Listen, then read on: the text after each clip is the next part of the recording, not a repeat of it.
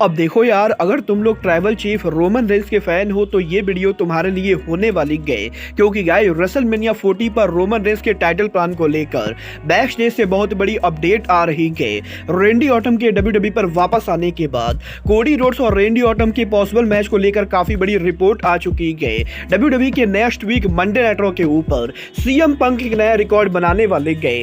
Cody Rhodes के brother Dustin roads के WWE में बनने को लेकर अंडरटेकर का काफी बड़ा स्टेटमेंट आ चुका है। तो गाइस चलिए बिना किसी देरी के शुरू करते हैं इस वीडियो को।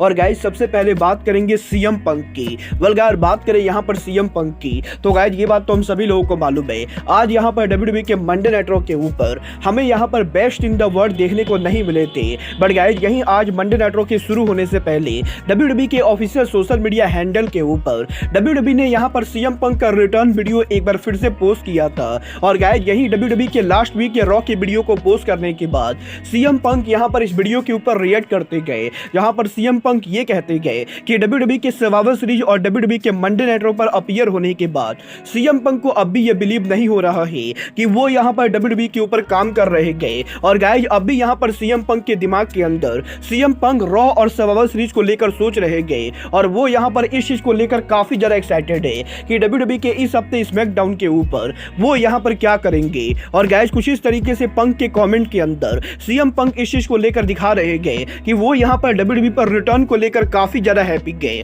वेल गाइस अब जबकि पंक उनका रिटर्न कर ही चुके गए तो गाइस सीएम पंक के डब्ल्यूडब्ल्यूई में कॉन्ट्रैक्ट साइन करने को लेकर भी बड़ी अपडेट आ रही है। वेल गाइस ये बात तो हम सभी लोगों को मालूम है। लास्ट वीक डब्ल्यूडब्ल्यूई के स्मैकडाउन पर रेंडी ऑर्टन ने स्मैकडाउन के साथ कॉन्ट्रैक्ट साइन किया था, और अब यहां पर सीएम पंक इस हफ्ते स्मैकडाउन पर अपीयर होने वाले गए। बट गाइस यही इस हफ्ते डब्ल्यूडब्ल्यूई के स्मैकडाउन के बाद सीएम पंक अगले हफ्ते मंडे नाइट रॉ के ऊपर भी अपीयर होंगे, और अगले हफ्ते सीएम पंक जब रॉ पर अपीयर होंगे तो गाइस डब्ल्यूडब्ल्यूई रॉ के जनरल मैनेजर एडम पियर्स की तरफ से सीएम पंक को रॉ पर काम करने के लिए कॉन्ट्रैक्ट मिलने वाला है। और गाइस क्योंकि करंटली सीएम पंक पूरी तरह से फ्री एजेंट है तो गाइस यहां पर डब्ल्यूडब्ल्यूई स्मैकडाउन और मंडे नाइट रॉ के बीच में सीएम पंक को लेकर बिडिंग वॉर होने वाली है। और गाइस दिलचस्प होने वाला है कि सीएम पंक रॉ और स्मैकडाउन में किसको साइन करते गए। बट गाइस चलिए फिलहाल आगे बढ़ते और बात करते हैं गोल्डस्ट के डब्ल्यूडब्ल्यूई पर हॉल ऑफ फेमर बनने की।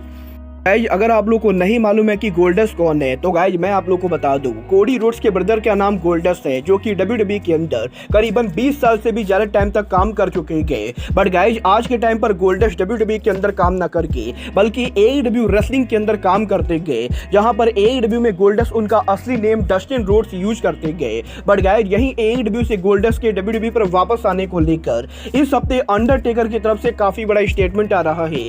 वेल गाइज इस हफ्ते अंडरटेकर के इंटरव्यू के अंदर अंडरटेकर का ये कहना है कि वो यहां पर ये बिलीव करते गए कि डब्ल्यूडब्ल्यूई को गोल्डस्ट को हॉल ऑफ फेमर बनाना चाहिए, क्योंकि गाइस गोल्डस्ट के डब्ल्यूडब्ल्यूई के लंबे करियर के अंदर गोल्डस्ट के पास एक ऐसा कैरेक्टर था जिसे यहां पर फैंस काफी ज्यादा कनेक्ट करते थे। और वैसे तो गोल्डस्ट ने डब्ल्यूडब्ल्यूई के अंदर कुछ ज्यादा टाइटल नहीं जीते गए, बट गाइस इसके बावजूद भी डब्ल्यूडब्ल्यूई के अंदर जिस तरीके से गोल्डस्ट ने करीबन 20 सालों तक काम किया है, उसके बाद डब्ल्यूडब्ल्यूई की तरफ से गोल्डस्ट को कम से कम हॉल ऑफ फेमर तो बनाना ही चाहिए। और गाइस अंडरटेकर ये बिलीव करते गए कि अगले साल डब्ल्यूडब्ल्यूई के हॉल ऑफ फेम के अंदर डब्ल्यूडब्ल्यूई को गोल्डस्ट को लाना चाहिए। वेल गाइस मुझे तो इसकी कमी पॉसिबिलिटी लगती है कि डब्ल्यूडब्ल्यूई इस समय एईडब्ल्यू के किसी भी रेसलर को डब्ल्यूडब्ल्यूई में हॉल ऑफ फेमर बनाएगी। बट गाइस चलिए फिलहाल आगे बढ़ते और बात कर डब्ल्यूडब्ल्यूई के अंदर brand new tag team titles के आने की।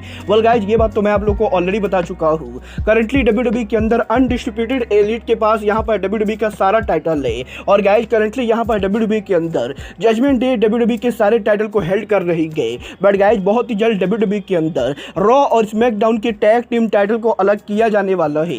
और गाइस यहां पर अब इस चीज को लेकर रिपोर्ट आ रही है कि अगले साल डब्ल्यूडब्ल्यूई के रॉयल रंबल पेपर व्यू से पहले डब्ल्यूडब्ल्यूई के रॉ और स्मैकडाउन के टाइटल्स को अलग किया जाएगा, और बहुत ही जल्द डब्ल्यूडब्ल्यूई के टेलीविजन के ऊपर या तो जजमेंट डे उनका कोई एक टाइटल हारने वाली है या जजमेंट डे दोनों टाइटल को अलग अलग करेगी। वेल गाइस अब ये तो आने वाला टाइम बता कि डब्ल्यूडब्ल्यूई यहां पर दोनों टाइटल्स को अलग कैसे करती गए। बट गाइस चलिए फिलहाल आगे बढ़ते और बात करते हैं रेंडी ऑर्टन और कोडी रोड्स के ड्रीम मैच की।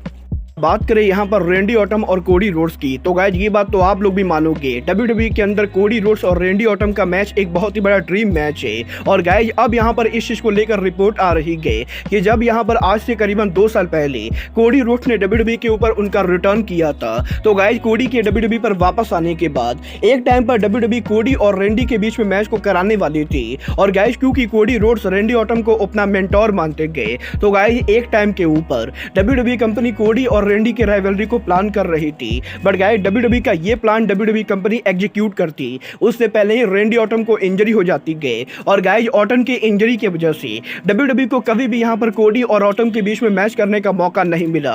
बट गाइस अब जबकि रेंडी दोबारा से WWE के ऊपर वापस आ चुके गए, तो गाइस अब एक बार फिर से WWE के अंदर कोडी रोड्स और ऑटम के राइवलरी को लेकर बातें चल रही गई। और गाइस पॉसिबली इन फ्यूचर आने वाले हमें यहां पर कोडी रोड्स और रेंडी ऑटम के बीच में 1-on-1 मैच देखने को मिल सकता है। वेल गाइस देखना बहुत ही दिलचस्प होने वाला है कि कोडी रोड्स रेंडी ऑटम का मैच WWE कवर कहां बुक करती गए। बट गाइस जहां तक बात रही कोडी रोड्स की, तो गाइस ये बात भी मैं आप लोगों को ऑलरेडी बता चुका हूं, WWE के रेसलमेनिया 40 के ऊपर कोडी रोड्स पॉसिबली एक बार फिर से मेन इवेंट करने वाले गए। और WWE के करंट प्लान के हिसाब से WWE के रेसलमेनिया 40 के ऊपर Cody Rhodes tribal chief Roman Reigns को दोबारा से फेस करेंगे। और गाइस अब यहां पर इस चीज को लेकर रिपोर्ट आ रही है कि Cody Rhodes back to back WrestleMania को मेन इवेंट तो करेंगे। बट गाइस इस साल भी WWE के रेसलमेनिया के ऊपर कोडी रोड्स पॉसिबली उनका टाइटल हारने वाले गए। और guys last year Cody Rhodes के ट्राइबल चीफ से हार जाने के बाद इस साल भी WWE कंपनी के अंदर